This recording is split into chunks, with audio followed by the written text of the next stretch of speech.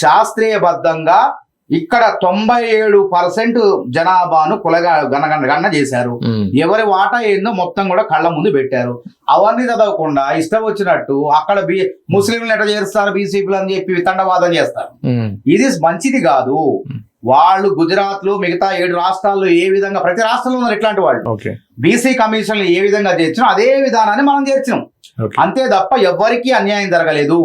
బీసీల జనాభా ఈ రాష్ట్రంలో 56.33% అని స్పష్టంగా ఉంది.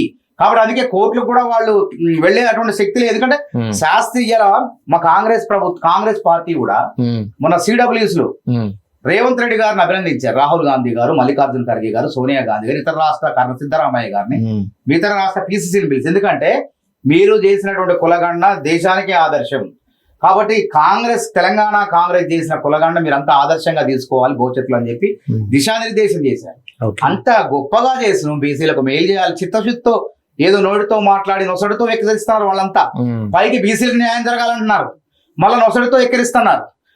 ఇది వెనకడుకుంది కదా బుగ్గగిల్లి జోలబాడినట్టు బుగ్గగిల్లుతున్నారు, అడ్డుపడుతున్నారు, మళ్ళా లోన కుమిలిపోతున్నారు. కాంగ్రెస్ పార్టీకి మంచి పేరు వస్తుంది. ఎవరు అడ్డుపడ్డా, ఎవడు కుతంత్రాలు చేసినా, కుళ్ళి శవమైనా బీసీలకు మాత్రం మేలు చేసి తీరతాం.